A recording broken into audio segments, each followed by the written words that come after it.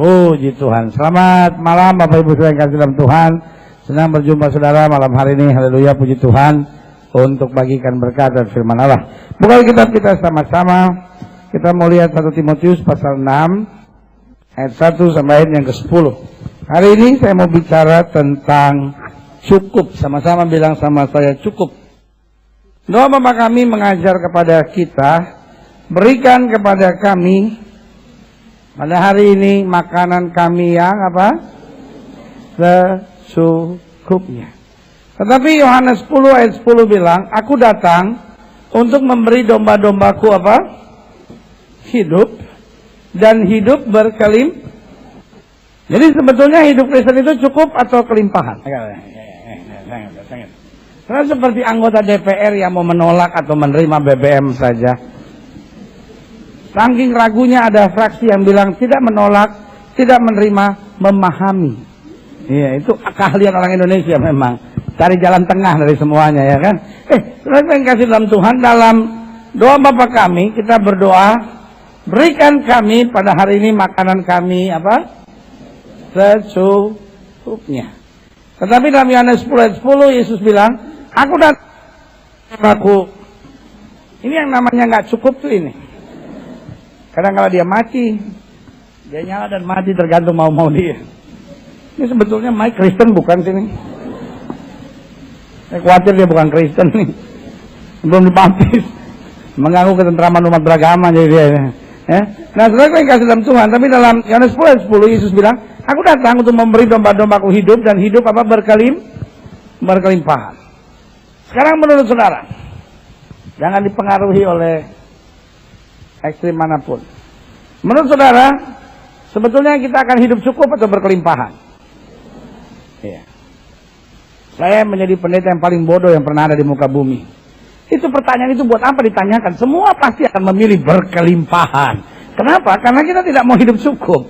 Betul? Iya kan? Betul? Iya kan? Jadi kita ganti. Mulai besok kalau saudara doa Bapa kami, ganti. Berikan kepada kami pada hari ini makanan kami yang berkelimpahan.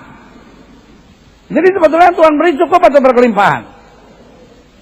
Cukup. Kalau gitu Yohanes 10 ayat 10 kita ganti aja ayatnya. Aku datang untuk memberi domba-dombaku hidup dan hidup berkecukupan. Mungkin sudah menatap saya dan bilang, kalau gitu Alkitab bertentangan kali pendeta. Masa? Alkitab bertentangan nggak? Beda, oke. Jadi cukup apa berkelimpahan? Mau saya sih berkelimpahan pendeta. Tapi supaya saya kelihatan rohani, saya bilang aja cukup. Apapun yang saudara percaya, pada prinsipnya manusia hanya bisa menerima yang cukup. Betul? Itu sama seperti saudara ambil sebuah gelas. Kalau saudara ambil sebuah gelas, saudara isi air, sampai dia penuh, namanya apa? Jangan bawa-bawa soal penuh, kan kita lagi ngomong cukup. Saudara dua katanya udah bingung, apalagi saya tambahin yang ketiga, tambah stres lagi saudara, ya kan? Nah, jadi kalau saudara isi itu gelas, saudara isi air sampai penuh, dia cukup, bagus. Nah, tapi udah penuh gini, saudara isi lagi, apa yang terjadi? Yang terjadi di dalam gelas apa? Bertambah nggak? Enggak. Karena gelas cuma bisa menerima yang cukup. Nah, kalau dituang lagi, apa?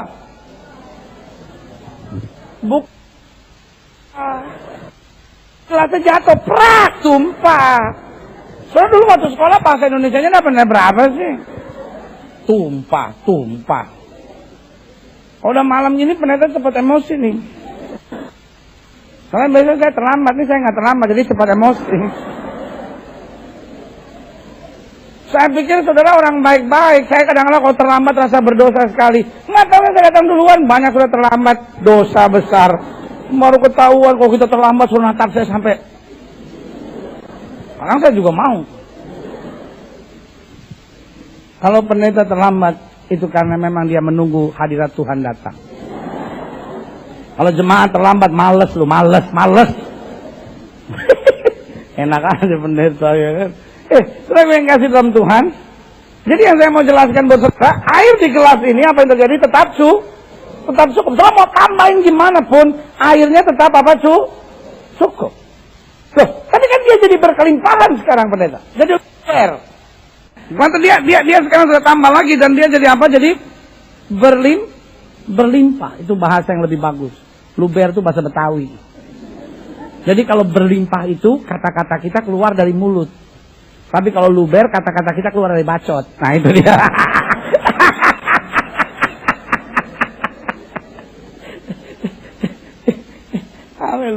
Luber. Itu bahasa benernya air itu apa? Berlimpah. Nah, air di gelas ini tetap cukup. Nah kalau dia berlimpah apa yang terjadi? Sekitar dari gelas ini yang akan merasakannya.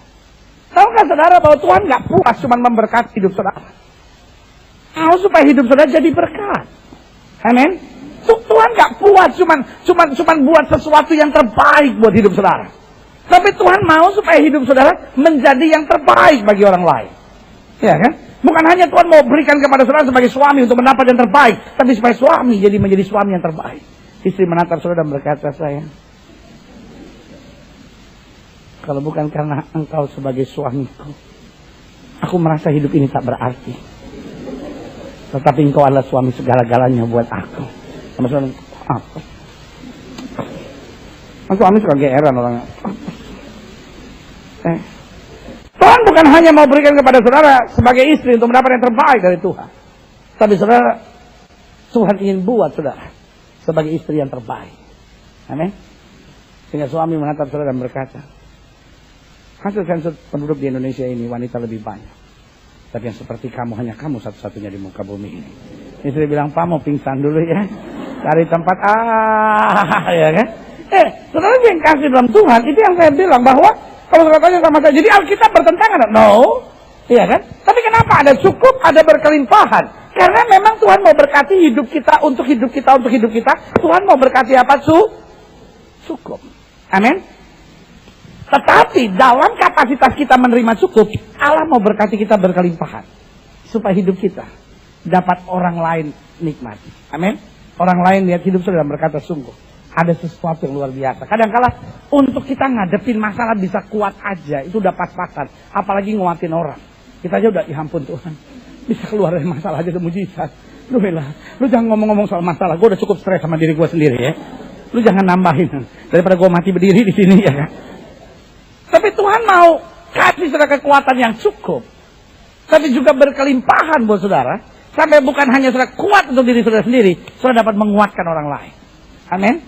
Karena itu yang selalu saya bilang, Tuhan memberkati kita cukup. Karena selalu saya bilang, kekurangan bukanlah keadaan tetapi sikap hati.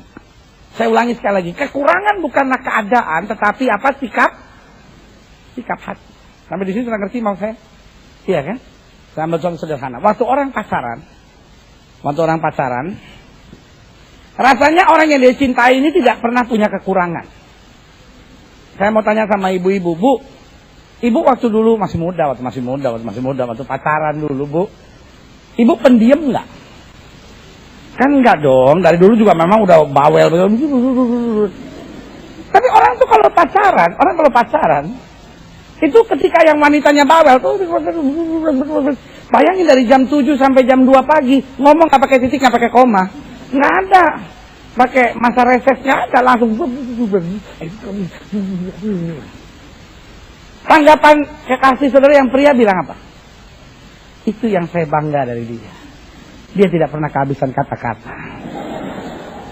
Masa pacaran kita tidak pernah kesepian, selalu hangat. Jangan ketawa Pak, sadar. Bapak sekarang ketawa. Iya, sekarang ketawa. Sadar Pak, dulu waktu pacaran, kebanggaan Bapak terhadap istri Bapak tuh yang dulu masih pacar tuh Pak. Iya kan?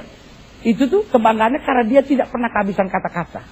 Dia pribadi yang hangat kata Bapak. Dia pribadi yang tidak membosankan. Selalu ada ide baru. Sehingga selalu terjadi percakapan yang luar biasa di antara kita di masa pacaran itu. Tetapi ketika sudah menikah, istri mulai, Pak, ada kan Pak, aku kan di sekolah anak-anak waktu jemput kan gini. Lu ngomong dulu, gue pusing kalau. Lu kayak di mulut tuh ada pel gitu, nggak bisa diem. Yang ketawa Pak, bertobat Pak, bertobat. Ya. Persoalannya sekarang apa? Persoalannya sederhana. Bukan keadaannya yang berubah, tapi apa? Sikap hatinya yang berubah. Makanya selalu saya bilang, kekurangan itu bukanlah keadaan, tetapi sikap hati. Ibu-ibu jangan merasa aman dulu. Ada bagiannya. Biasanya jagoan menangnya kan belakangan, gitu Pak. Kita aturnya gitu, laki-laki duluan, habis itu kita yang menang. Ya, saudara yang kasih dalam Tuhan, wanita juga sama. Waktu pacaran, kalau saudara salah, terus kakak saudara bilang gini, diam apa kamu? Saudara sedih, tapi dalam hati saudara, itu yang saya bangga dari wibawanya luar biasa. Dia pria yang betul-betul bisa menuntun wanita. Saya itu kalau nggak dapat pria yang berwibawa seperti itu, aduh, kayaknya hidup ini sia-sia. Tapi coba udah kawin, anak udah 6, ya kan? Kawin udah 16 tahun, salah ngomong tuh suami gini, diam. Emang begitu sekarang Pak, kasar Pak. Kenapa? Karena saya udah melahirkan 6 orang anak buat kamu. Dan sekarang buat kamu saya udah tua, udah jelek, udah keriput, udah gak bisa bahagia kamu. Jahat kamu panjangan. Nah, saudara saya kasih dalam Tuhan, jadi kekurangan itu sebetulnya bukan apa keadaan. Kekurangan itu sikap hati. Yang saudara anggap suami saudara kurang, yang saudara anggap istri saudara kurang, yang saudara anggap suasana rumah tangga kurang, uang dalam rumah kurang, itu bukan keadaan, tetapi apa? Sikap hati. Berapa uang yang cukup untuk sebuah keluarga di Jakarta? 750.000 cukup nggak? Cukup nggak? Saudara tahu nggak di Jakarta masih ada orang yang hidup anak 2 750.000 sampai sekarang belum mati, masih hidup. Belum mati, masih hidup. Saudara boleh aja bilang nggak cukup, tapi ada yang masih hidup. 750.000. 1 juta cukup nggak? Enggak. 2 juta cukup nggak? Kalau saudara udah setuju, saudara diam. Yang belum tetap ngomong. 3 juta cukup nggak? 4 juta cukup nggak? Nggak, saya cuma pengen tahu yang materai yang mana aja gitu ya kan. Sebenarnya sederhana aja dalam hidup saya, ya kan. 5 juta cukup nggak? Udah nggak ada yang berani ngomong ya kan. 10 juta cukup nggak? Saudara, cukup itu sebetulnya nggak pernah bisa kita bilang cukup. Jam tangan ada yang harganya 50.000, ada yang harganya 500 juta. Tergantung saudara mau lihat yang mana. Cukup itu tergantung, bukan keadaan. Amin. Ada orang lain yang gajinya 40 juta, kita nggak pernah dengar yang kayak begitu. Kita langsung gini, aduh, itu bapak kayaknya 40 juta tuh. Seandainya dia jadi suami saya, dia sampai rumah nggak kubiarkan injak ubin, gendong. Tuh bapak 40 juta gajinya sebulan. Masih juga dibentak-bentak sama istrinya, kesian sekali. Ya. Masih juga istrinya bilang, lu pikir kalau belum mau 40 juta, terus berarti rumah ini udah bisa buat semuanya. Masih banyak kekurangan, Pak. Uang sekolah anak, BBM naik, cabai keriting, tomat tewe, semua naik, Pak. Salon aja naik, ngecat rambut sekarang naik. Sampai suaminya bilang, lu cat pakai ICI dulu sana, ah. Jadi kekurangan bukan keadaan, tetapi apa? Sikap hati. Lihat kiri kanan saudara, tanya sama dia, matre nggak lu? Tanya aja, nggak apa-apa kan, sesama orang matre harus saling terbuka satu sama lainnya. Enak juga kalau nggak telat ya. Itu khotbah bisa panjang-panjang. Kau khotbah panjang enak, pendeta, aku yang duduk dengerin yang nggak enak. Salah, saudara, enak duduk, kita jalan-jalan di sini sampai keringetan begini. 1 Timotius pasal 6 ayat 1. Semua orang yang menanggung beban perbudakan, Paulus bilang kepada Timotius, anak rohaninya, hendaklah menganggap Tuhan mereka layak mendapat segala penghormatan. Jadi, kamu jangan bersungut, kamu jangan merasa seperti kayak kurang terus. Coba kamu belajar merasa cukup. Dan buat Tuhanmu itu menerima segala penghormatan, agar nama Allah dan ajaran kita apa?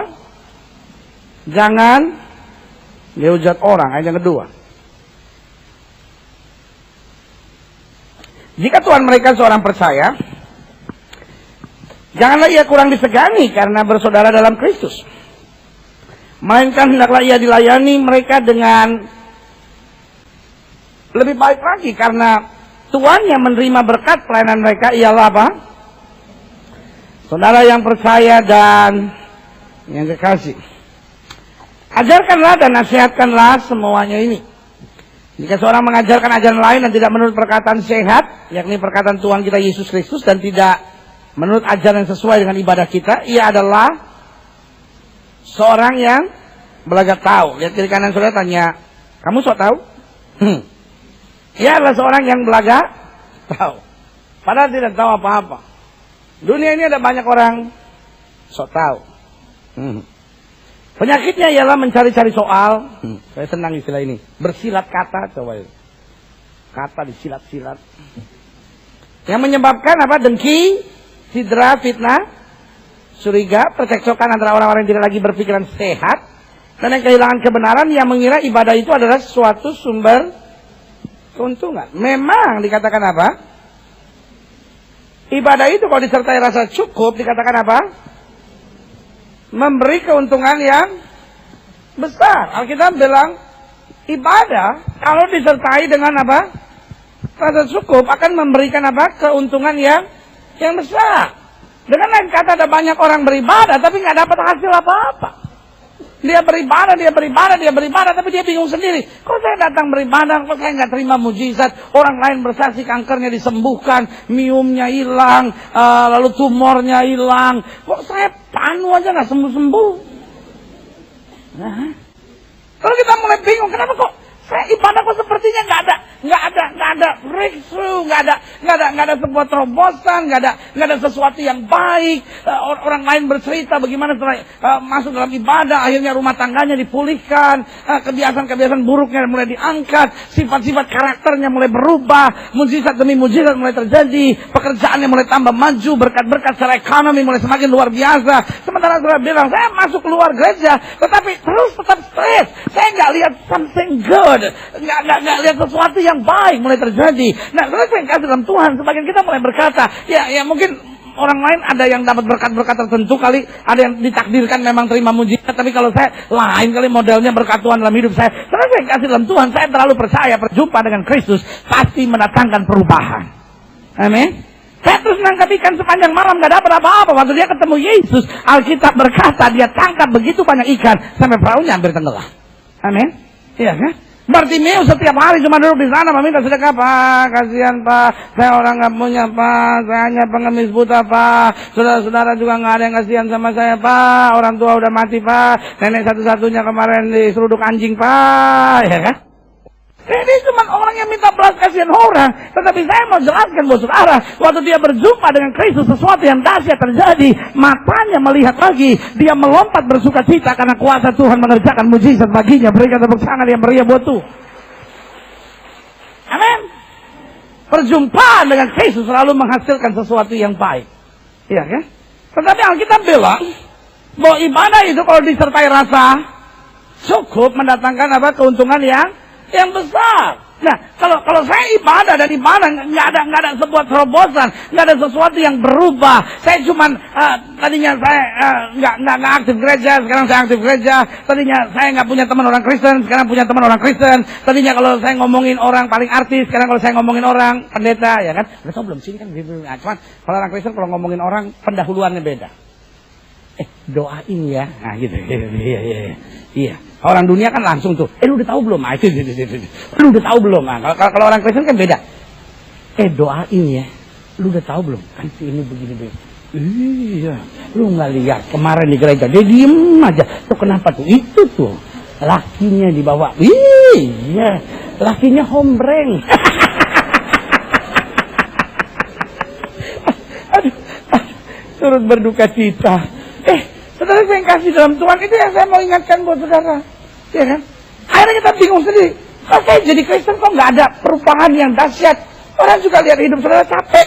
Bilang, ya, dia cuma beda kalungnya aja. Dulu kalungnya gambar jajar, sekarang kalungnya gambar salib. Ya kan?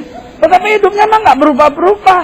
Sebagai hamba Allah, saya mau ingatkan buat saudara, ibadah kalau disertai rasa cukup memberi apa?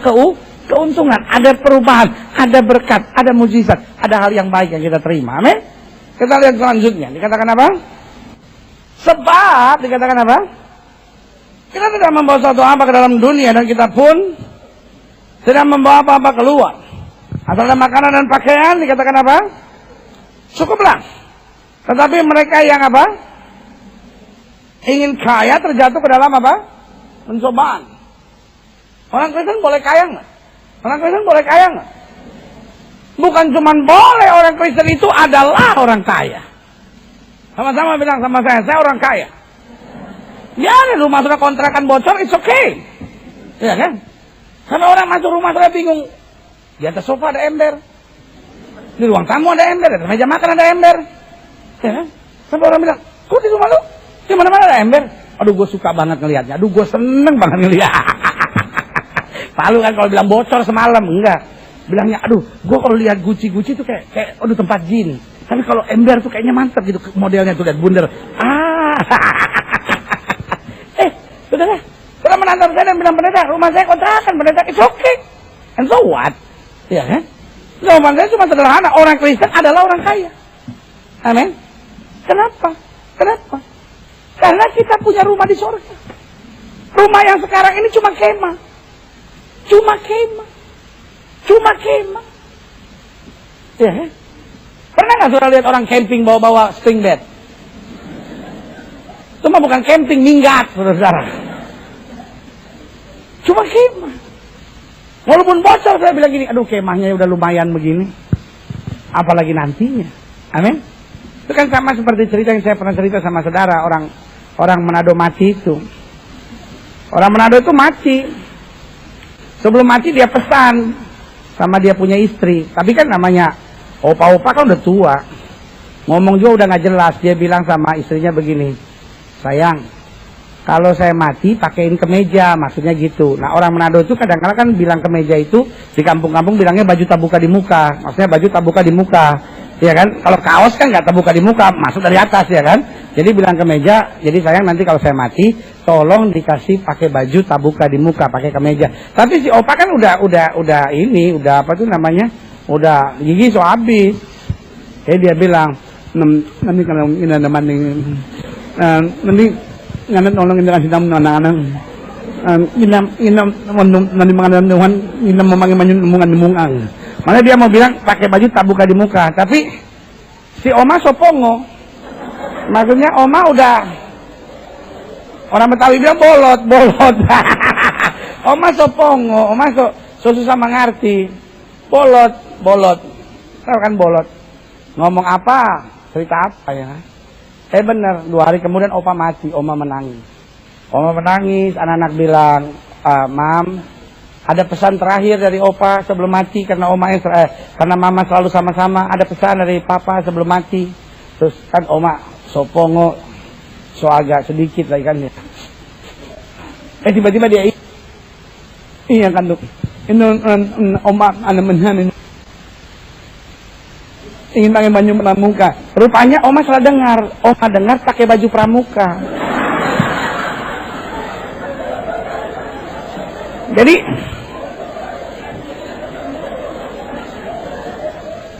akhirnya cari anak-anak di kampung nggak ada, cari sampai di Manado, cari itu baju pramuka. Mau beli yang siaga, terlalu tua untuk jadi siaga. Akhirnya terpaksa beli yang penggalang. Beli penggalang, tidak lupa pakai bendera di depan, tali di samping, dan tongkat di sebelahnya. Opa pakai baju pramuka, duduk di peti. Biasanya di Manado kalau ada orang mati, lagunya jangan kamu takut, aku adalah Tapi karena opa pakai baju pramuka, sorak-sorak bergembira, bergembira semua. Sudah bebas negeri kita semua merdeka. Semua pelayat datang, dia lihat, aduh opa somati datang. Oh, siapa dia pakai baju pramuka? Akhirnya Pendeta Vence panggil ke depan. Orang Manado kan gitu, harus ada nama cece-nya, ya kan, Hence, Vence, ya kan. Pendeta Vence maju ke depan. Oh, pendeta penuh dengan urapan Roh Kudus maju. Pada siapa opa pakai baju pramuka?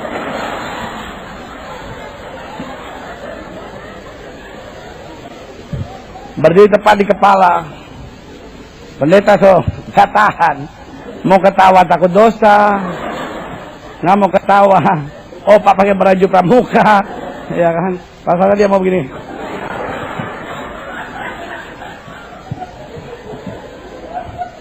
Akhirnya pendeta mulai ngomong. Saudara-saudara sekalian, saudara jangan takut, jangan sedih, jangan menangis. Opa tidak pergi jauh-jauh, opa cuma pergi berkemah.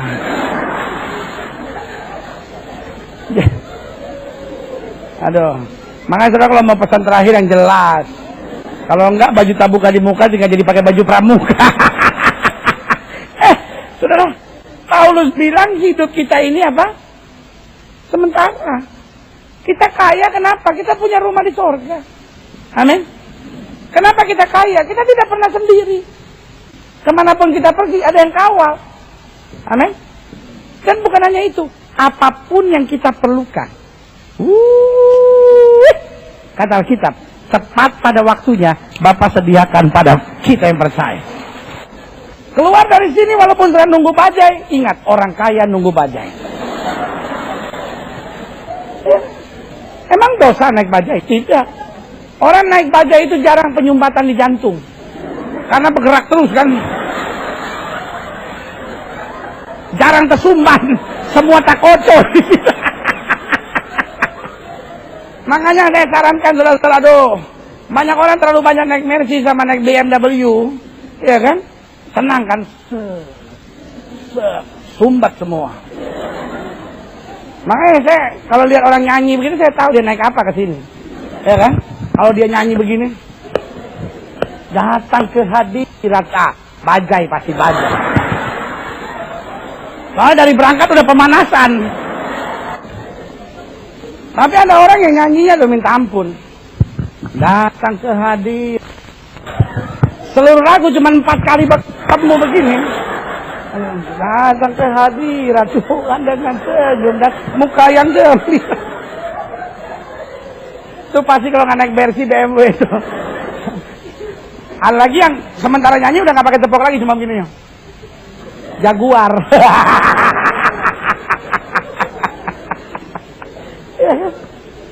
Saudara, pulang dari sini ingat, kita orang kaya. Yang pertama rumah kita di sorga. Yang kedua, ini yang saya senang. Ada malaikat yang jaga.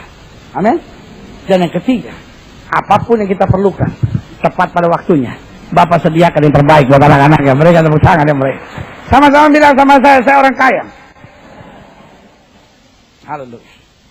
Senang deh kumpulan orang kaya ini kumpul di sini. Tapi kita jangan jadi orang yang ingin kaya. Kita sudah kaya. Karena Bapak sediakan semuanya buat kita.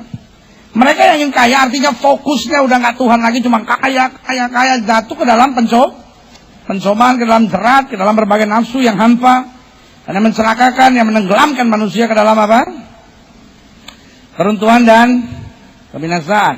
Ayat 10. Karena akar segala kejahatan ialah apa? Cinta uang. Sebab oleh memburu uang lah beberapa orang telah apa? Menyimpang dari iman dan menyiksa dirinya dengan berbagai-bagai duka. Pertanyaannya sederhana hari ini. Kenapa kita perlu merasa cukup? Mungkin saudara menatap saya dan berkata, loh pendeta, bukankah kalau kita merasa cukup, akhirnya kita jangan-jangan bisa nggak punya iman dong? Kalangan-kalangan kita ini kan percaya iman. Tapi selalu saya bilang, iman bukan berarti membawa kita pada dunia mimpi. Amin. Selalu saya bilang iman itu kita tekun hari ini, tetapi kita mengimani untuk perkara yang baik hari esok. Amin.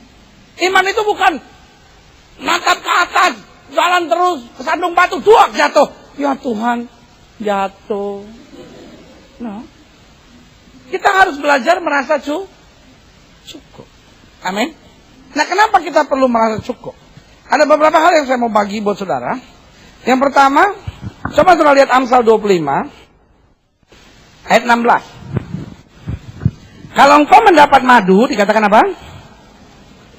Makanlah secukupnya. Jangan sampai engkau terlalu kenyang, dengan itu lalu apa? Memuntahkannya.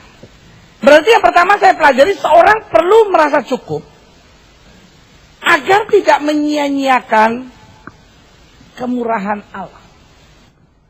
Alkitab bilang, kalau kamu menemukan madu, kamu mendapatkan madu, kamu makan aja secukupnya.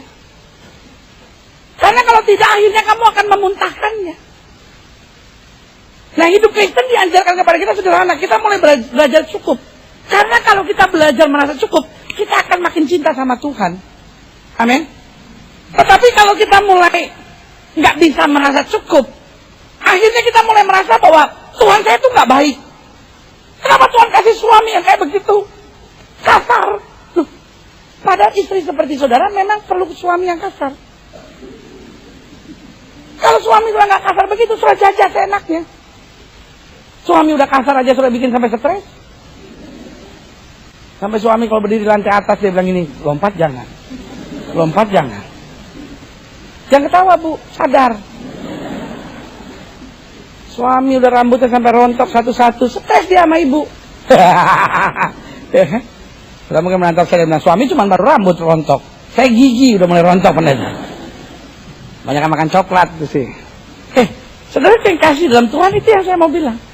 Orang kalau tidak bisa merasa cukup, akhirnya tidak akan bisa dekat sama Tuhan. Kenapa? Karena yang timbul dalam hatinya, kenapa Tuhan berikan istri seperti dia? Kenapa Tuhan berikan suami seperti dia? Tuhan, kenapa keadaan ekonomi saya seperti ini? Padahal orang yang merasa cukup akan selalu menyadari kasih karunia Allah. Amin. Daud mau menghadapi Goliat. Pertanyaan saya cuma sederhana. Secara manusia, Daud ada gentar nggak sama Goliat? Saya pikir-pikir sih ada. Ada gentar sedikit sih ada. Sebab dia pikir, nih orang gede banget. Makan kebo kali ini orang. Dia mikir-mikir, berat banget. Situasi yang saya hadapi ini sukar banget gitu.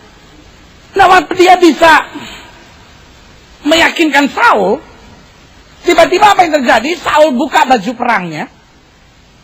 Saul kasih ke Daud. Secara manusia dia ngerasa, ini baru mantap sekarang. Aku boleh lebih kecil, tapi baju perangku mantap. Tapi waktu dia pakai baju perang itu kedodoran.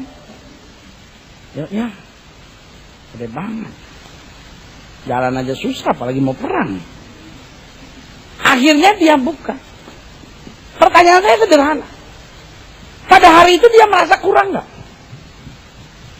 Yang pertama dia lihat Goliat besar. Yang kedua senjatanya Goliat lengkap. Dia punya pedang, dia punya tombak, dia punya lembing, dia punya perisai. Lengkap dengan orang yang memegang perisai tepat di depannya. Nah, saya bisa bayangkan secara manusia dia merasa, loh ini saya nggak mungkin bisa menang. Dan setelah saya kasih dalam Tuhan, itu yang seringkali setan tekan.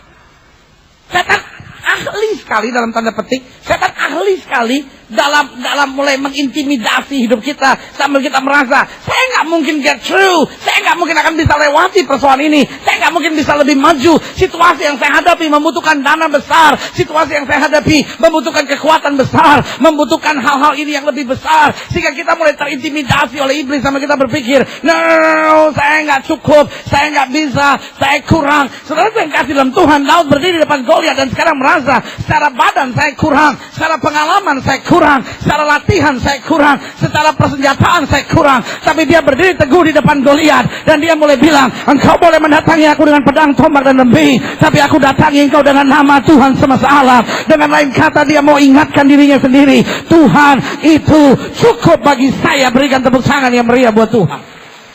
Sama-sama bilang sama saya, Tuhan itu cukup. Sama-sama bilang sama saya, Tuhan itu cukup. Saudara boleh menghadap saya dan berkata, pendeta, saya usaha dan persaingan di dunia usaha hari ini sangat keras sekali. Orang dekat sama pejabat-pejabat tertentu. Saya sama Pak RT aja nggak dekat, pendeta. Saudara, gue yang kasih dalam Tuhan. Tapi saya mau beritahu buat saudara, God is enough. Tuhan itu saja cukup, more than enough. Tuhan itu lebih dari cukup buat kita. Orang-orang yang berjalan bersama Tuhan. Oh, Alkitab bilang 1.000 boleh rebah di sisi kiriku, 10.000 boleh rebah di sisi kananku, itu tidak akan menimpaku, karena yang maha tinggi telah kujadikan tempat perlindunganku. Berikan tepuk tangan yang meriah buat Tuhan. Kita perlu merasa cukup. Kalau tidak, kita akan menyia-nyiakan apa? Kemurahan Allah. Yang kedua saya pelajari, kenapa kita perlu merasa cukup. Yang kedua saya pelajari, kalau sudah lihat pada Roma pasal 12, tuh Malaysia tuh tidak pernah cukup. Pulau udah diambil. Untung Indonesia berani orangnya. Ya kan? Waktu Malaysia datang mendekat ke perairan Ambalat, tentara apa? Tentara apa yang tentara buat? Maju kan? Maju. Maju. Padahal kapal perangnya bekas. Kapal perangnya bekas. Iya benar. Benar, bekas Jerman yang waktu zamannya Habibie itu bekas tuh. Kita udah terlatih dari dulu. Kita ngusir Belanda. Saya dulu kan sekolah tuh, aduh, salah satu pelajaran yang saya paling senang itu sejarah. Kita nggak usah nyatet, apa dengar cerita-cerita. Ya? Paling senang saya pelajaran sejarah. Guru mulai mengajar. Belanda siap dengan tank-tanknya yang hebat. Oh, pasukan tentara Indonesia itu pakai bambu runcing dan Belanda lari terbirit-birit. Saya tanya, bagaimana caranya itu pakai bambu runcing kok? Kan saya kebetulan orangnya agak rasionalis banget gitu. Maksud saya, maksudnya ini kan pakai tank, ini kan pakai bambu, kenapa dia lari? Ya kan, kenapa dia lari? Jadi Pak, tolong jelasin buat saya, kenapa kok ini pakai bambu dia lari? Guru bilang, udah nggak usah banyak tanya, kalau ulangan tulis aja bambu runcing kamu pasti benar. Waduh, dalam hati saya kacau nih guru nih. Jadi waktu istirahat, waktu keluar main, saya temuin lagi gurunya. Saya bilang, Pak, ini kan saya cuma pengen tanya, Pak, kenapa? Enggak, itu yang soal tadi Pak di kelas. Itu kan dia pakai bambu runcing, ini kan Belanda kan pakai tank. Bagaimana caranya Belanda bisa lari tuh pakai bambu runcing itu? Saya pengen tahu juga, Pak. Terus guru sejarahnya bilang sama saya, Belandanya kesian sama Indonesia. Wah, dalam hati saya, tidak nasionalis nih guru nih. Oh, di kebaktian saya ketemu dia, saya baptis ulang dia benar-benar. Ada roh yang tidak tunduk pada otoritas pemerintah, ya kan? Jadi sampai sekarang saya belum tahu memang caranya bagaimana itu. Tapi minimal kita udah merdeka. Hidup Pancasila. Ya kan? Merdeka, kita merdeka. Ya kan? Saudara, kita tuh kan berani tuh, ya kan? Maju, hidup Kristen juga gitu. Jangan karena saya cuma punya bambu runcing, mungkin dia pakai firman. Roh yang ada dalamku lebih besar dari roh yang ada. Ini saya juga kadang-kadang kurang ide. Coba orang Manado suruh kirim situ, kasih jangan taruh kapal perang, taruh babi-babi aja di situ. Stres Malaysia udah ngibrit langsung. Taruh babi sama anjing situ. Selesai. Bikin tinoor di situ. Aduh. Ayat 3. Asalkan kasih karunia yang dianugerahkan kepadaku, aku berkata kepada setiap orang di antara kamu, apa? Janganlah kamu memikirkan hal-hal yang lebih tinggi daripada yang patut kamu pikirkan, tapi hendaklah kamu berpikir begitu rupa sehingga kamu apa? Menguasai diri menurut apa? Ukuran iman yang dikaruniakan Allah kepada kamu apa? Masing-masing. Jadi Alkitab sudah bilang jangan berpikir yang terlalu tinggi. Itu bukan iman, itu hayal. Makanya yang kedua saya pelajari, seorang perlu merasa cukup agar tidak hidup dalam dunia hayal. Salah satu yang bikin Hawa jatuh, itu kan intimidasi iblis soal tidak merasa cukup. Saya mau tanya sama saudara, Hawa kurang apa sih? Hawa itu wanita yang paling berbahagia di muka bumi. Yang pertama, dia tidak punya mertua. Iya kan? Ada banyak ibu-ibu bilang gini, aduh pendeta, suami saya baik pendeta. Cuma mertua saya, ada roh penjajah dia pendeta. Ya kan, banyak istri-istri bergumul. Ada banyak suami akhirnya bingung, Tuhan, kesini istri, kesini mama. Oh Tuhan, angkat salah satu dari mereka supaya saya tidak pusing. Saudara yang kasih dalam Tuhan, itu udah pertama, dia wanita yang paling berbahagia. Saya lihat yang ketawa-ketawa itu pasti menantu. Yang diam-diam itu pasti mertua. Kelihatan salah saya ngomong gitu, yang menantu, yang mertua. Saudara yang kasih dalam Tuhan, Hawa itu orang yang berbahagia. Dia kurang apa sih? Pengusaha real estate pertama di muka bumi, ya dia. Rewide segala macam itu kan belakangan. Dia punya tanah sebegitu besar. Wih. Mulai dari gunung, laut, sampai hutan dia punya semua. Gak perlu ada ilegal logging. Gak perlu. Malah dia yang punya. Siapa yang mau jadi tentaranya? Memang belum ada, cuma dia aja orang. Dia ambil, dia jual ke Adam. Adam ambil, jual ke Hawa. Ya, itu pasangan yang paling kaya. Taman safari yang pertama punya siapa? Dia. Ya kan? Bebas berjalan-jalan. Tidak ada yang dikurung-kurung. Ya kan? Tapi orang sekarang aneh ya. Tuhan ciptakan manusia jadi anak raja. Tapi manusia sekarang percaya sama sio-sio. Apa sih percaya sama sio? Itu kan manusia disejajarkan sama binatang kan. Sampai ada orang ngomong, kan saya monyet. Saya punya istri kambing. Saya punya anak satu kelinci, satu kebo. Buaya aja sekalian lu punya sio. Itu bodoh sekali. Ya kan? Monyet. Tahu nggak monyet apa? Monyet itu, monyet itu soal lempar pisang satu, dia tangkap.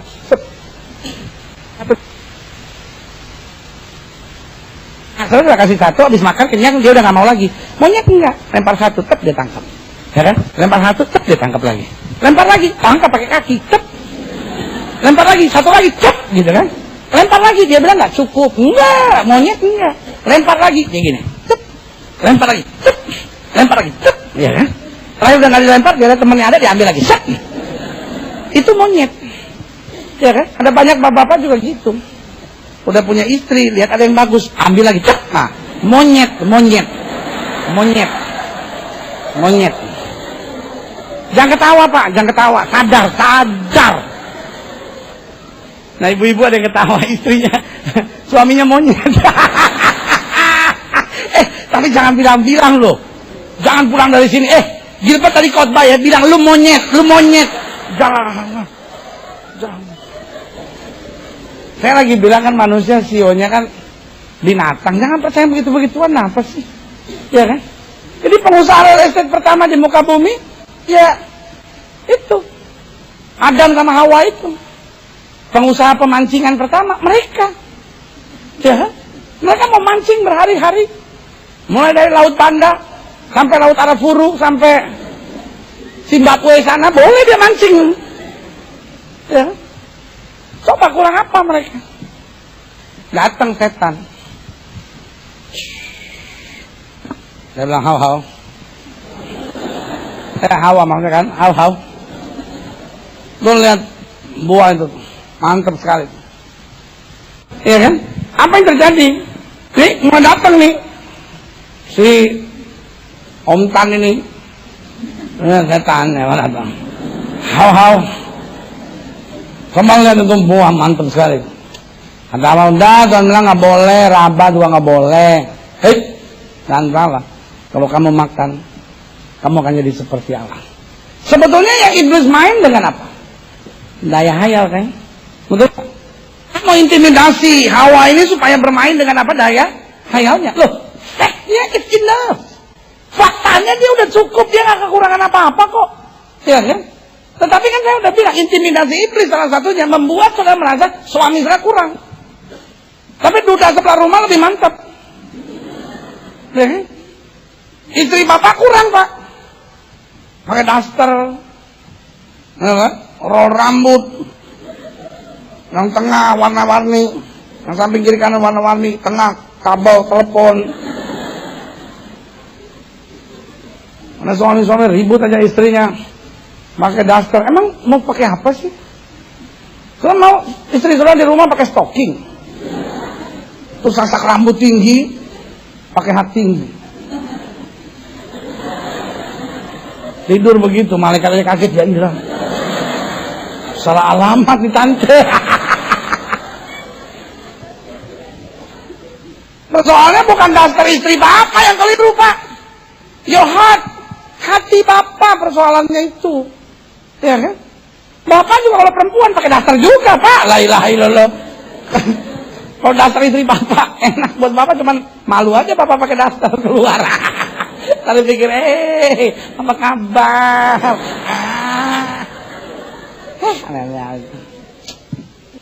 Ya kan? Jadi intimidasi iblis selalu membuat kita merasa kurang aja. Hawa udah cukup semuanya. Tapi kalau kamu makan, kamu akan jadi seperti Allah.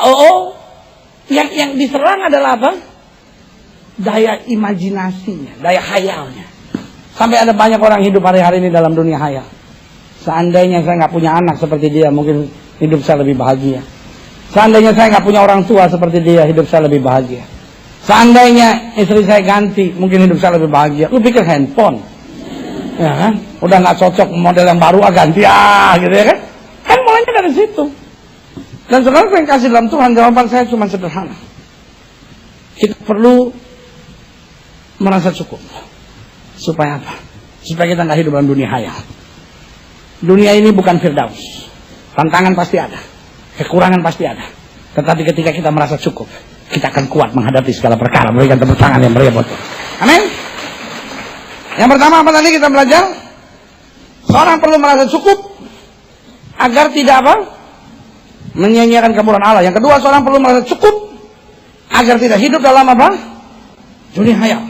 Yang ketiga, yang terakhir, Filipi pasal 4 ayat 11. Kukatakan ini bukanlah karena kekurangan, sebab aku telah belajar. Saya senang istilah ini. Mencukupkan diri dalam segala keadaan. In little or much. Dalam keadaan kelimpahan atau dalam keadaan kekurangan. Jesus still my everything. Kita belajar mencukupkan diri dalam segala keadaan. Karena persoalannya kadang-kala bukan keadaannya, tapi persoalannya hati kita dalam menghadapi keadaan. Ayat 12. Aku tahu apa itu kekurangan. Dan yang ngomong ini Paulus berkali-kali dalam penjara. Aku tahu apa itu kelimpahan. Dia sering berhadapan dengan pembesar-pembesar kota. Dalam segala hal dan dalam segala perkara tidak ada sesuatu yang merupakan rahasia bagiku. Baik dalam hal kenyang maupun dalam hal kelaparan. Baik dalam hal kelimpahan maupun dalam hal kekurangan. Haleluya. Ayat 13 kita baca sama-sama. 1, 2, 3. Segala perkara dapat kutanggung dalam Dia yang memberi apa? Kekuatan kepadaku. Berarti yang ketiga, yang terakhir saya pelajari. Mengapa seorang perlu merasa cukup? Seorang perlu merasa cukup agar dapat hidup dengan syukur. Kita bersyukur bukan karena keadaannya menyenangkan, tetapi kita harus bersyukur untuk menyenangkan segala keadaan. Jangan tunggu keadaannya menyenangkan dulu baru kita bersyukur. Tapi bersyukurlah, maka semua keadaan akan menyenangkan buat kita. Amin. Karena ingat, selalu saya bilang, kadang-kala yang kita bilang, oh ini kurang, itu kurang. Kadang-kala cuma sederhana. Karena kita nggak belajar bersyukur. Waktu saudara belajar bersyukur, baru saudara ketemu indahnya hidup ini. Di balik syukur ada sukacita.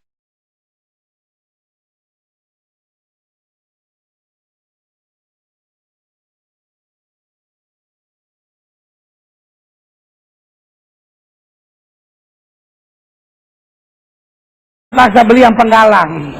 Beli penggalang, tidak lupa pakai bendera di depan, tali di samping, dan tongkat di sebelahnya. Opa pakai baju pramuka, duduk di peti. Biasanya di Manado ada orang mati, lagunya jangan kamu takut, aku adalah. Tapi karena opa pakai baju pramuka, sorak-sorak bergembira, bergembira semua. Sudah bebas negeri kita semua merdeka. Semua pelayat datang, dia lihat, aduh opa so mati. Datang, siapa dia pakai baju pramuka? Akhirnya pendeta Vence panggil ke depan. Orang Manado kan gitu, harus ada nama cece-nya, ya kan, Hence, Vence, ya kan. Pendeta Vence maju ke depan. Oh, pendeta penuh dengan urapan Roh Kudus maju. Pada, siapa opa pakai baju pramuka?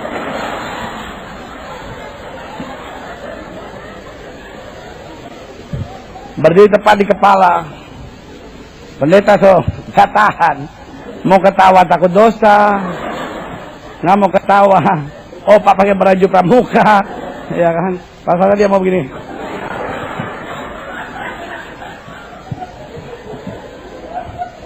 Akhirnya pendeta mulai ngomong, saudara-saudara sekalian, saudara jangan takut, jangan sedih, jangan menangis.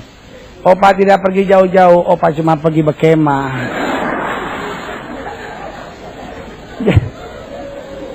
Aduh, makanya saudara kalau mau pesan terakhir yang jelas. Kalau enggak baju tabuka di muka tinggal jadi pakai baju pramuka. Saudara, Paulus bilang hidup kita ini apa? Sementara. Kita kaya kenapa? Kita punya rumah di surga. Amin. Kenapa kita kaya? Kita tidak pernah sendiri. Kemanapun kita pergi ada yang kawal. Amin. Dan bukan hanya itu, apapun yang kita perlukan. Kata Alkitab, tepat pada waktunya Bapa sediakan pada kita yang percaya. Keluar dari sini walaupun sedang nunggu bajai, ingat orang kaya nunggu bajai. Emang dosa naik bajai? Tidak. Orang naik bajai itu jarang penyumbatan di jantung, karena bergerak terus kan. Jarang tersumbat, semua tak kocor. Makanya saya sarankan saudara-saudara, banyak orang terlalu banyak naik Mercy sama naik BMW, ya kan? Tenang kan? Sumbat semua. Makanya saya kalau lihat orang nyanyi begini, saya tahu dia naik apa ke sini, ya kan? Kalau dia nyanyi begini, datang ke hadirat bajai pasti bajai. Soalnya dari berangkat udah pemanasan.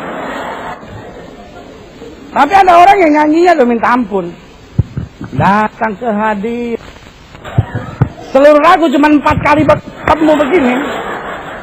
Datang ke hadirat Tuhan dengan senyum dan muka yang gembira. Itu pasti kalau nggak naik Mercy BMW itu. Ada lagi yang sementara nyanyi udah nggak pakai tepuk lagi, cuma begini. Jaguar.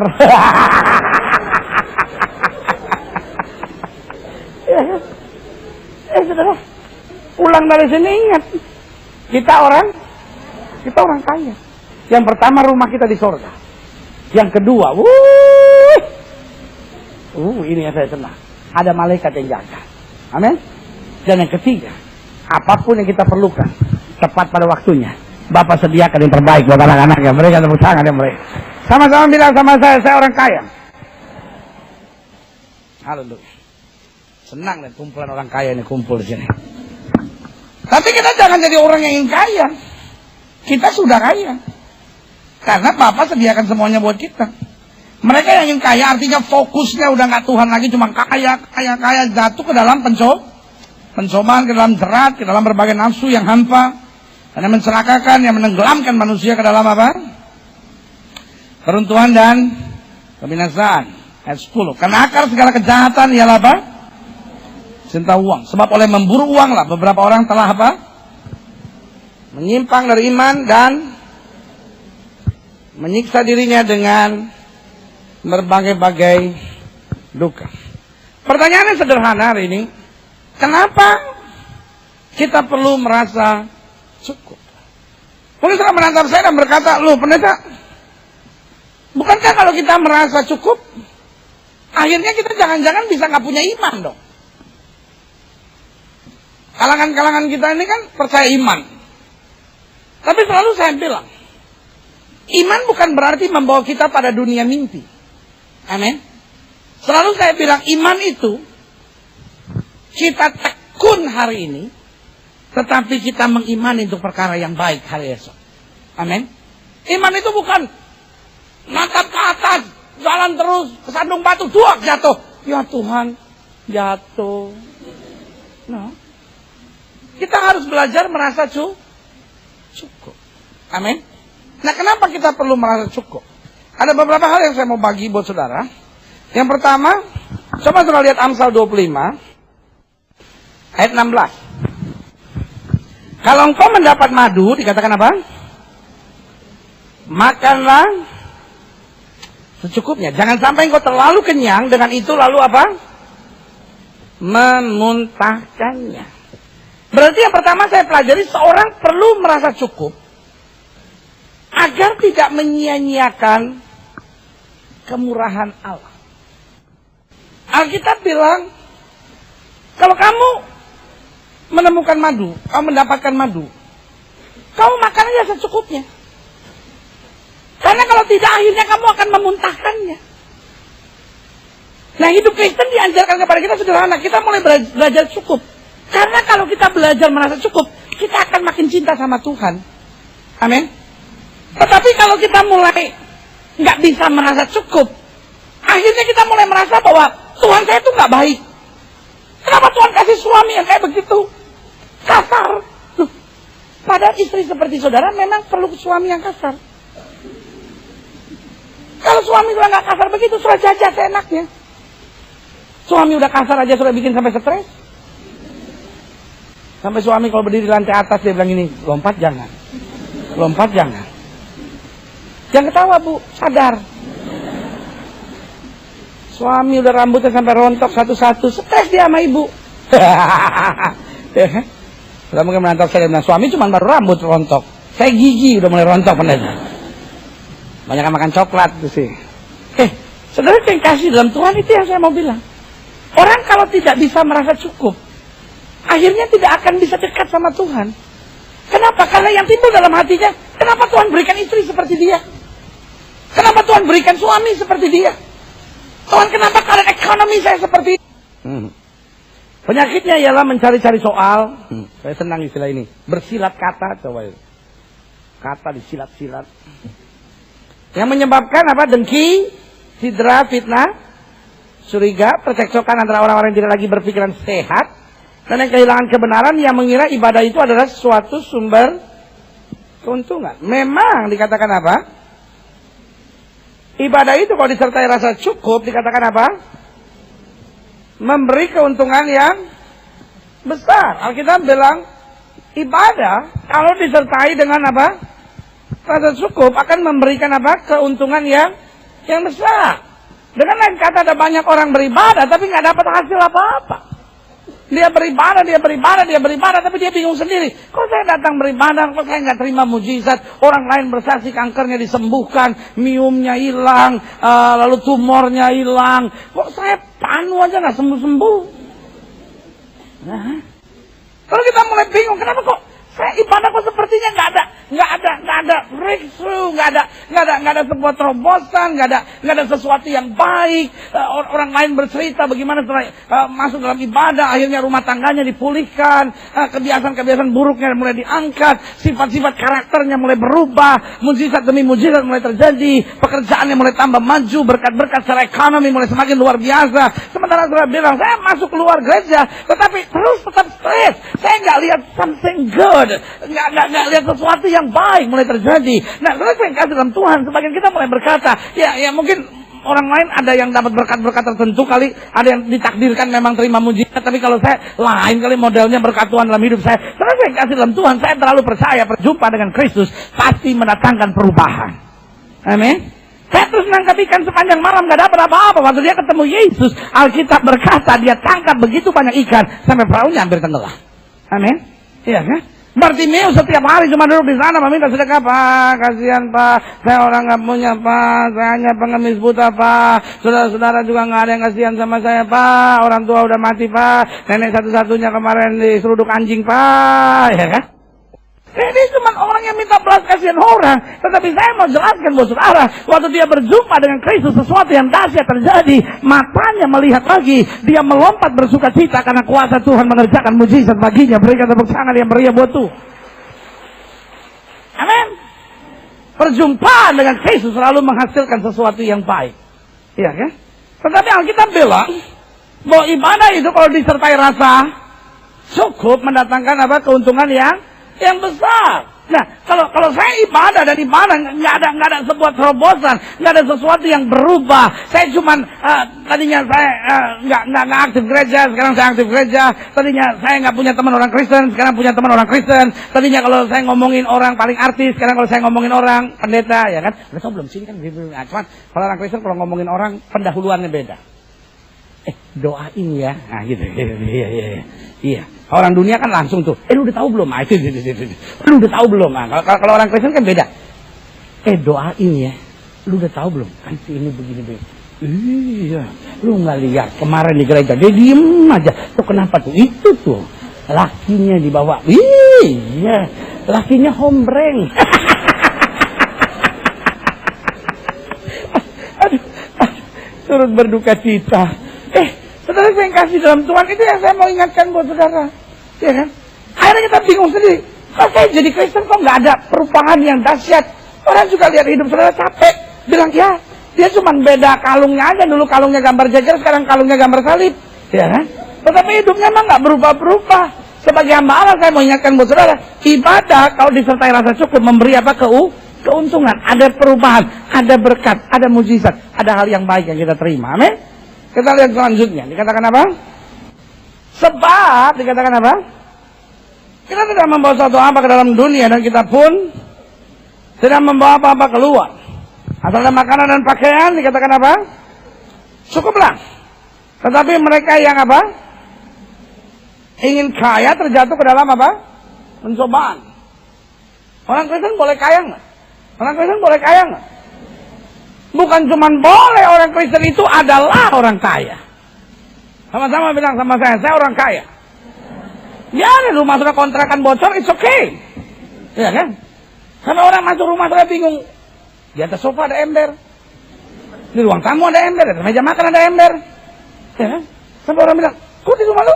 Di mana-mana ada ember. Aduh, gue suka banget ngelihatnya. Aduh, gue seneng banget ngelihat. Palu kan kalau bilang bocor semalam, enggak. Bilangnya, aduh, gue kalau lihat Gucci tuh kayak, aduh tempat jin. Tapi kalau ember tuh kayaknya mantap gitu modelnya tuh, lihat bundar. Saudara menantang saya dan bilang, pendeta, rumah saya kontrakan, pendeta, it's okay. And so what? Ya kan? Jawaban saya cuma sederhana, orang Kristen adalah orang kaya. Amin. Kenapa? Karena kita punya rumah di surga. Rumah yang sekarang ini cuma kemah.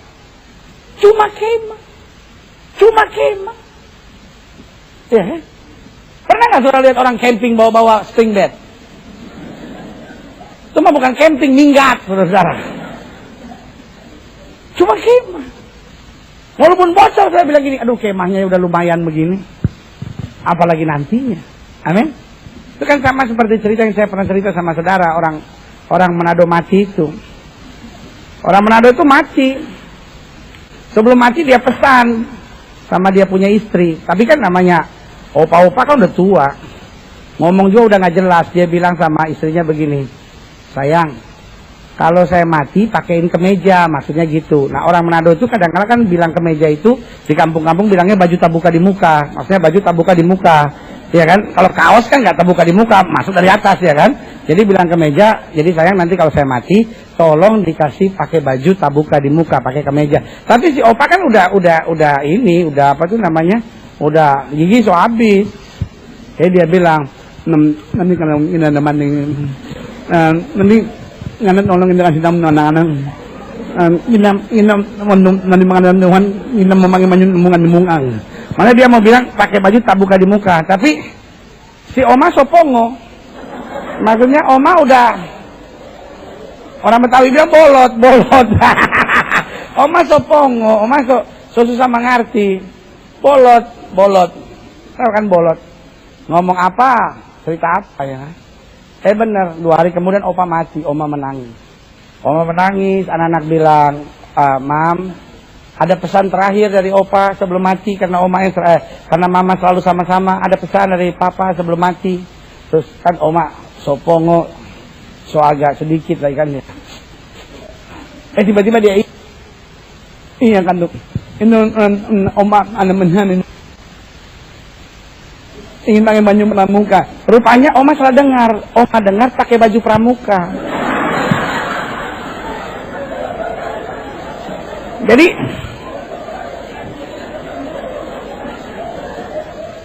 akhirnya cari anak-anak. Di kampung nggak ada, cari sampai di Manado. Cari itu baju pramuka. Mau beli yang siaga, terlalu tua untuk jadi siaga. Akhirnya terkan orang lain. Amin. Karena itu yang selalu saya bilang. Tuhan memberkati kita cukup. Karena selalu saya bilang, kekurangan bukanlah keadaan tetapi sikap hati. Saya ulangi sekali lagi, kekurangan bukanlah keadaan tetapi apa? Sikap hati. Sampai di sini sudah ngerti mau saya? Iya kan? Saya ambil contoh sederhana. Waktu orang pacaran, rasanya orang yang dia cintai ini tidak pernah punya kekurangan. Saya mau tanya sama ibu-ibu, Bu, ibu waktu dulu masih muda, waktu pacaran dulu, Bu, ibu pendiam nggak? Kan enggak dong, dari dulu juga memang udah bawel. Tapi orang tuh kalau pacaran, itu ketika yang wanitanya bawel tuh, bayangin dari jam 7 sampai jam 2 pagi, ngomong nggak pakai titik, nggak pakai koma, nggak ada. Pakai masa resesnya ada langsung.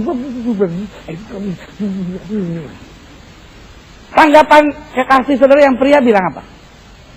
Itu yang saya bangga dari dia. Dia tidak pernah kehabisan kata-kata. Masa pacaran kita tidak pernah kesepian, selalu hangat. Jangan ketawa Pak, sadar. Bapak sekarang ketawa. Iya, sekarang ketawa. Sadar Pak, dulu waktu pacaran kebanggaan Bapak terhadap istri Bapak tuh yang dulu masih pacar tuh Pak. Iya kan? Itu tuh kebanggaannya karena dia tidak pernah kehabisan kata-kata. Dia pribadi yang hangat kata Bapak. Dia pribadi yang tidak membosankan. Selalu ada ide baru. Sehingga selalu terjadi percakapan yang luar biasa di antara kita di masa pacaran itu. Tetapi ketika sudah menikah, istri mulai, Pak, kalian kan Pak, aku kan di sekolah anak-anak waktu jemput kan gini. Lu ngomong dulu, gue pusing kalau lu kayak di mulut tuh ada pel gitu, nggak bisa diam.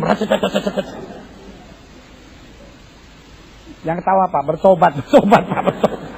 Ya. Persoalannya sekarang apa? Persoalannya sederhana. Bukan keadaannya yang berubah, tapi apa? Sikap hatinya yang berubah. Makanya selalu saya bilang, kekurangan itu bukanlah keadaan, tetapi sikap hati. Ibu-ibu jangan merasa aman dulu. Ada bagiannya. Biasanya jagoan menangnya kan belakangan, gitu Pak. Kita aturnya gitu, laki-laki duluan, habis itu kita yang menang. Ya, saudara yang kasih dalam Tuhan, wanita juga sama. Waktu pacaran, kalau saudara salah, terus kekasih saudara bilang gini, diam apa kamu? Saudara sedih, tapi dalam hati saudara, itu yang saya bangga dari wibawanya luar biasa. dia pria yang betul-betul bisa menuntun wanita. Saya itu kalau nggak dapat pria yang berwibawa seperti itu, aduh, kayaknya hidup ini sia-sia. Sampai coba udah kawin, anak udah 6, ya kan? Kawin udah 16 tahun, salah ngomong tuh suami gini, diam. Kamu begitu sekarang Pak, kasar Pak. Kenapa? Karena saya udah melahirkan 6 orang anak buat kamu. Dan sekarang buat kamu saya udah tua, udah jelek, udah keriput, udah gak bisa bahagia dengan kamu. Jahat kamu panjangan. Nah, saudara saya kasih dalam Tuhan, jadi kekurangan itu sebetulnya bukan apa keadaan. Kekurangan itu sikap hati. Yang saudara anggap suami saudara kurang, yang saudara anggap istri saudara kurang, yang saudara anggap suasana rumah tangga kurang, uang dalam rumah kurang, itu bukan keadaan, tetapi apa? Sikap hati. Berapa uang yang cukup untuk sebuah keluarga di Jakarta? 750.000 cukup nggak? Cukup nggak? Saudara tahu nggak di Jakarta masih ada orang yang hidup anak 2 750.000 sampai sekarang belum mati, masih hidup. Belum mati, masih hidup. Saudara boleh aja bilang nggak cukup, tapi ada yang masih hidup. 750.000. 1 juta cukup nggak? Enggak. 2 juta cukup nggak? Kalau saudara udah setuju, saudara diam. Yang belum tetap ngomong. 3 juta cukup nggak? 4 juta cukup nggak? Nggak, saya cuma pengen tahu yang materai yang mana aja gitu ya kan. Sebenarnya sederhana aja dalam hidup saya. Ya kan? 5 juta cukup nggak? Udah ada yang berani ngomong ya kan? 10 juta cukup nggak? Saudara, cukup itu sebetulnya nggak pernah bisa kita bilang cukup. Jam tangan ada yang harganya 50.000, ada yang harganya 500 juta. Tergantung saudara mau lihat yang mana. Cukup itu tergantung, bukan keadaan. Amin. Ada orang lain yang gajinya 40 juta, kita nggak pernah dengar yang kayak begitu. Kita langsung gini, aduh, itu bapak kayaknya 40 juta. Aduh, seandainya dia jadi suami saya, dia sampai rumah nggak kubiarkan injak ubin, gendong. Itu bapak 40 juta gajinya sebulan. Masih juga dibentak-bentak sama istrinya, kesian sekali. Ya. Masih juga istrinya bilang, lu pikir kalau belum mau 40 juta, terus berarti rumah ini udah bisa buat semuanya. Masih banyak kekurangan, Pak. Uang sekolah anak, BBM naik, cabai keriting, tomat tewe, semua naik, Pak. Salon aja naik, ngecat rambut sekarang naik. Sampai suaminya bilang, lu cat pakai ICI dulu sana, ah. Jadi kekurangan bukan keadaan, tetapi apa? Sikap hati. Lihat kiri kanan saudara, tanya sama dia, matre nggak lo? Tanya aja, nggak apa-apa kan, sesama orang matre harus saling terbuka satu sama lainnya. Enak juga kalau nggak telat ya. Itu khotbah bisa panjang-panjang. Kau khotbah panjang enak, pendeta, aku yang duduk dengerin yang nggak enak. Salah, saudara, enak duduk, kita jalan-jalan di sini sampai keringetan begini. 1 Timotius pasal 6 ayat 1. Semua orang yang menanggung beban perbudakan, Paulus bilang kepada Timotius, anak rohaninya, hendaklah menganggap tuan mereka layak mendapat segala penghormatan. Jadi, kamu jangan bersungut, kamu jangan merasa seperti kayak kurang terus. Coba kamu belajar merasa cukup, dan buat tuanmu itu menerima segala penghormatan, agar nama Allah dan ajaran kita apa? Jangan dihujat orang. Ayat yang kedua. Jika tuan mereka seorang percaya, janganlah ia kurang disegani karena bersaudara dalam Kristus. Melainkan hendaklah ia dilayani mereka dengan lebih baik lagi, karena Tuhan yang menerima berkat pelayanan mereka ialah apa? Saudara yang percaya dan yang kekasih. Ajarkanlah dan nasihatkanlah semuanya ini. Jika seorang mengajarkan ajaran lain dan tidak menurut perkataan sehat, yakni perkataan Tuhan kita Yesus Kristus, dan tidak menurut ajaran yang sesuai dengan ibadah kita, ia adalah seorang yang belaga tahu. Lihat kiri kanan saudara, tanya, kamu sok tahu? Ia adalah seorang yang belaga tahu, padahal tidak tahu apa-apa. Dunia ini ada banyak orang sok tahu. Hallelujah, hallelujah to His name, King Jesus, Jesus, we pray. Puji Tuhan. Selamat malam Bapak Ibu saudara yang kasih dalam Tuhan. Senang berjumpa saudara malam hari ini. Haleluya, puji Tuhan untuk bagikan berkat dan firman Allah. Buka kitab kita sama-sama. Kita mau lihat 1 Timotius pasal 6 ayat 1 sampai ayat yang ke-10. Hari ini saya mau bicara tentang cukup. Sama-sama bilang sama saya, cukup. Doa Bapa kami mengajar kepada kita, berikan kepada kami pada hari ini makanan kami yang apa? Secukupnya. Tetapi Yohanes 10 ayat 10 bilang, aku datang untuk memberi domba-dombaku apa? Hidup, dan hidup berkelimpahan. Jadi sebetulnya hidup Kristen itu cukup atau kelimpahan? Karena seperti anggota DPR yang mau menolak atau menerima BBM saja. Saking ragunya ada fraksi yang bilang tidak menolak, tidak menerima, memahami. Iya, itu keahlian orang Indonesia memang. Cari jalan tengah dari semuanya, ya kan? Saudara yang kasih dalam Tuhan, dalam doa Bapa kami, kita berdoa, berikan kami pada hari ini makanan kami apa? Secukupnya. Tetapi dalam Yohanes 10 ayat 10 Yesus bilang, aku ini yang namanya nggak cukup tuh ini. Kadang kalau dia mati, dia nyala dan mati tergantung mau dia. Ini sebetulnya Mike Kristen bukan sini. Saya khawatir dia bukan Kristen nih, belum dibaptis, mengganggu ketentraman umat beragama jadi dia. Ya. Nah, saudara yang kasih dalam Tuhan, tapi dalam Yohanes 10 ayat 10 Yesus bilang, aku datang untuk memberi domba-dombaku hidup, dan hidup apa? Berkelimpahan. Sekarang menurut saudara, jangan dipengaruhi oleh ekstrim manapun. Menurut saudara, sebetulnya kita akan hidup cukup atau berkelimpahan? Iya. Saya menjadi pendeta yang paling bodoh yang pernah ada di muka bumi. Itu pertanyaan itu buat apa ditanyakan? Semua pasti akan memilih berkelimpahan. Kenapa? Karena kita tidak mau hidup cukup. Betul? Iya kan? Betul? Iya kan? Jadi kita ganti. Mulai besok kalau sudah doa Bapa kami, ganti. Berikan kepada kami pada hari ini makanan kami yang berkelimpahan. Jadi sebetulnya Tuhan beri cukup atau berkelimpahan? Cukup. Kalau gitu Yohanes 10 ayat 10 kita ganti aja ayatnya. Aku datang untuk memberi domba-dombaku hidup, dan hidup berkecukupan. Mungkin sudah menatap saya dan bilang, kalau gitu Alkitab bertentangan kali pendeta. Masa? Alkitab bertentangan nggak? Beda, oke. Jadi cukup apa berkelimpahan? Mau saya sih berkelimpahan pendeta. Tapi supaya saya kelihatan rohani, saya bilang aja cukup. Apapun yang saudara percaya, pada prinsipnya manusia hanya bisa menerima yang cukup. Betul? Itu sama seperti saudara ambil sebuah gelas.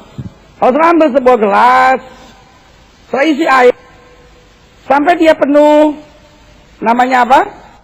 Jangan bawa-bawa soal penuh, kan kita lagi ngomong cukup.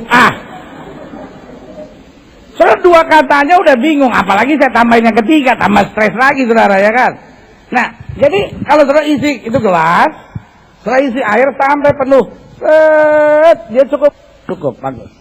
Nah, tapi udah penuh gini, saudara isi lagi, apa yang terjadi? Yang terjadi di dalam gelas apa? Bertambah nggak? Enggak.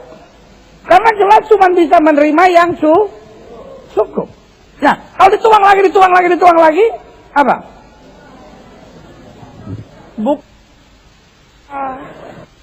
Gelasnya jatuh, prak, tumpah. Soalnya dulu waktu sekolah bahasa Indonesianya dapat berapa sih? Tumpah. Udah malam ini pendeta cepat emosi nih. Soalnya biasanya saya terlambat, nih saya nggak terlambat, jadi cepat emosi. Saya pikir saudara orang baik-baik. Saya kadang-kadang kalau terlambat rasa berdosa sekali. Nggak tahu saya datang duluan, banyak sudah terlambat. Dosa besar. Baru ketahuan kalau kita terlambat suruh natar saya sampai. Kadang saya juga mau. Kalau pendeta terlambat, itu karena memang dia menunggu hadirat Tuhan datang. Kalau jemaat terlambat, males lu, males. Enak aja pendeta ya kan. Saudara yang kasih dalam Tuhan. Jadi yang saya mau jelaskan buat saudara, air di gelas ini apa yang terjadi tetap cukup. Saudara mau tambahin gimana pun, airnya tetap apa cukup. Loh, tapi kan dia jadi berkelimpahan sekarang pendeta. Jadi fair.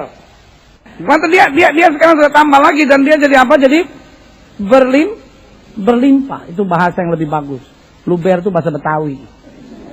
Jadi kalau berlimpah itu kata-kata kita keluar dari mulut. Tapi kalau luber kata-kata kita keluar dari bacot. Nah itu dia.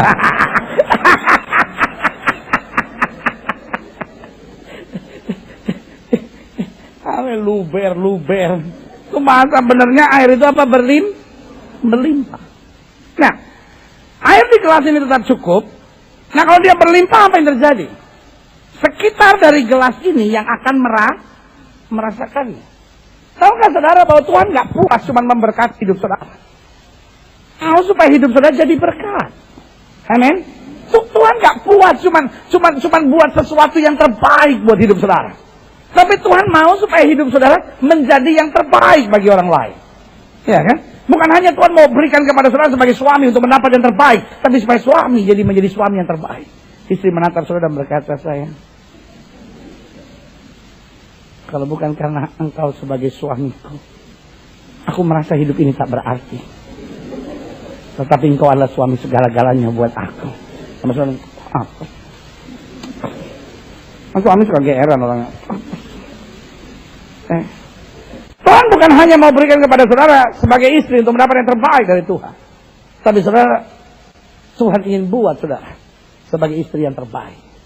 Amin.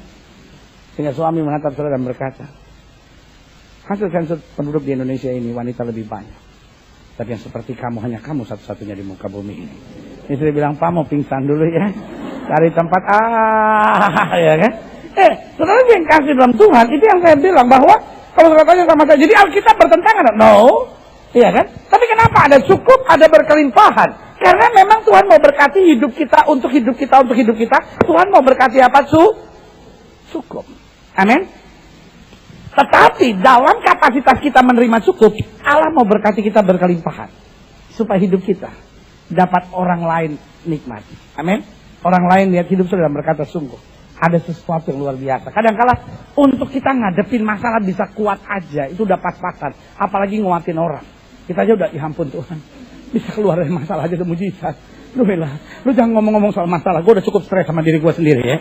Lu jangan nambahin. Daripada gue mati berdiri di sini ya kan. Tapi Tuhan mau kasih saudara kekuatan yang cukup. Tapi juga berkelimpahan buat saudara. Sampai bukan hanya saudara kuat untuk diri saudara sendiri, saudara dapat menguat ini. Padahal orang yang merasa cukup akan selalu menyadari kasih karunia Allah. Amin. Daud mau menghadapi Goliat. Pertanyaan saya cuma sederhana. Secara manusia, Daud ada gentar nggak sama Goliat? Saya pikir-pikir sih ada. Ada gentar sedikit sih ada. Sebab dia pikir nih orang gede banget. Makan kebok kali ini orang. Dia mikir-mikir, berat banget. Situasi yang saya hadapi ini sukar banget gitu. Nah waktu dia bisa meyakinkan Saul, tiba-tiba apa yang terjadi? Saul buka baju perangnya. Saul kasih ke Daud. Secara manusia dia ngerasa, ini baru mantap sekarang. Aku boleh lebih kecil. Tapi baju perangku mantap. Tapi waktu dia pakai baju perang itu kedodoran. Ya, gede banget. Jalan aja susah, apalagi mau perang. Akhirnya dia buka. Pertanyaan saya sederhana. Pada hari itu dia merasa kurang nggak? Yang pertama dia lihat Goliat besar. Yang kedua senjatanya Goliat lengkap. Dia punya pedang, dia punya tombak, dia punya lembing, dia punya perisai. Lengkap dengan orang yang memegang perisai tepat di depannya. Nah, saudara bisa bayangkan secara manusia dia merasa, loh ini saya nggak mungkin bisa menang. Nah, saudara yang kasih dalam Tuhan, itu yang seringkali setan tekan.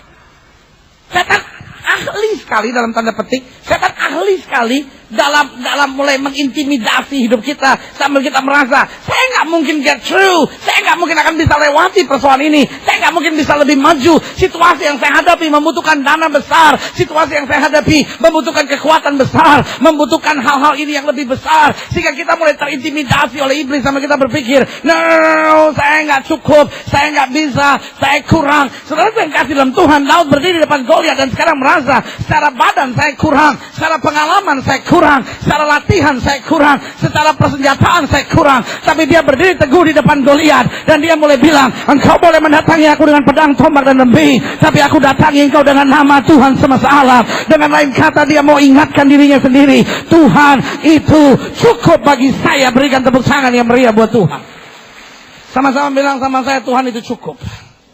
Sama-sama bilang sama saya, Tuhan itu cukup. Saudara boleh menghadap saya dan berkata, pendeta, saya usaha dan persaingan di dunia usaha hari ini sangat keras sekali. Orang dekat sama pejabat-pejabat tertentu. Saya sama Pak RT aja nggak dekat, pendeta. Gue yang kasih dalam Tuhan. Tapi saya mau beritahu buat saudara, God is enough. Tuhan itu saja cukup, more than enough. Tuhan itu lebih dari cukup buat kita. Orang-orang yang berjalan bersama Tuhan. Oh, Alkitab bilang 1.000 boleh rebah di sisi kiriku, 10.000 boleh rebah di sisi kananku, itu tidak akan menimpaku, karena yang maha tinggi telah kujadikan tempat perlindunganku. Berikan tepuk tangan yang meriah buat Tuhan. Kita perlu merasa cukup. Kalau tidak, kita akan menyia-nyiakan apa? Kemurahan Allah. Yang kedua saya pelajari, kenapa kita perlu merasa cukup. Yang kedua saya pelajari, kalau sudah lihat pada Roma pasal 12, tuh Malaysia tuh tidak pernah cukup. Pulau udah diambil.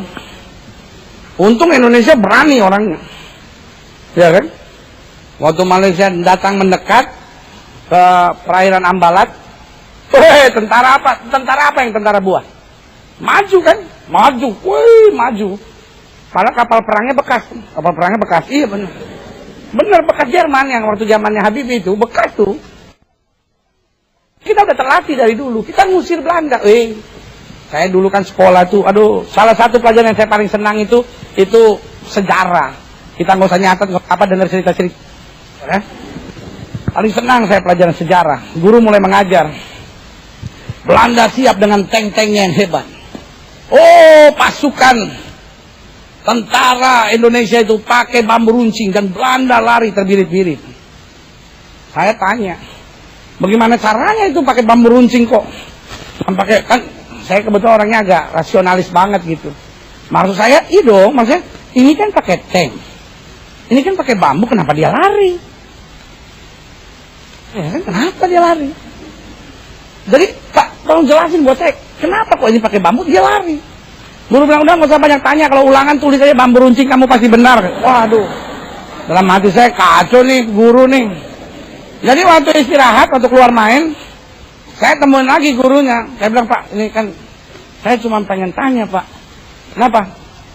Enggak, itu yang soal tadi Pak di kelas. Itu kan dia pakai bambu runcing, ini kan Belanda kan pakai tank. Bagaimana caranya Belanda bisa lari itu pakai bambu runcing itu? Saya pengen tahu juga, Pak. Terus guru sejarahnya bilang sama saya, Belandanya kesian sama Indonesia. Wah, dalam hati saya, tidak nasionalis nih guru nih. Oh, di kebaktian saya ketemu dia, saya baptis ulang dia benar-benar. Ada roh yang tidak tunduk pada otoritas pemerintah, ya kan? Jadi sampai sekarang saya belum tahu memang caranya bagaimana itu. Tapi minimal kita udah merdeka. Hidup Pancasila. Ya kan? Merdeka, kita merdeka. Ya kan? Saudara, kita tuh kan berani tuh, ya kan? Maju, hidup Kristen juga gitu. Jangan karena saya cuma punya bambu runcing, mungkin dia pakai firman. Roh yang ada dalamku lebih besar dari roh yang ada. Ini saya juga kadang-kadang kurang ide. Coba orang Manado suruh kirim situ, kasih jangan taruh kapal perang, taruh babi-babi aja di situ. Stres Malaysia udah. ngibrit langsung. Taruh babi sama anjing situ. Selesai. Bikin tinoor di situ. Aduh. Ayat 3. Asalkan kasih karunia yang dianugerahkan kepadaku, aku berkata kepada setiap orang di antara kamu, apa? Janganlah kamu memikirkan hal-hal yang lebih tinggi daripada yang patut kamu pikirkan, tapi hendaklah kamu berpikir begitu rupa sehingga kamu apa? Menguasai diri menurut apa? Ukuran iman yang dikaruniakan Allah kepada kamu apa? Masing-masing. Jadi Alkitab sudah bilang jangan berpikir yang terlalu tinggi. Itu bukan iman, itu hayal. Makanya yang kedua saya pelajari, seorang perlu merasa cukup agar tidak hidup dalam dunia hayal. Salah satu yang bikin Hawa jatuh, itu kan intimidasi iblis soal tidak merasa cukup. Saya mau tanya sama saudara, Hawa kurang apa sih? Hawa itu wanita yang paling berbahagia di muka bumi. Yang pertama, dia tidak punya mertua. Iya kan? Ada banyak ibu-ibu bilang gini, aduh pendeta, suami saya baik pendeta. Cuma mertua saya, ada roh penjajah dia pendeta. Ya kan, banyak istri-istri bergumul. Ada banyak suami akhirnya bingung, Tuhan, kesini istri, kesini mama, oh Tuhan, angkat salah satu dari mereka supaya saya tidak pusing.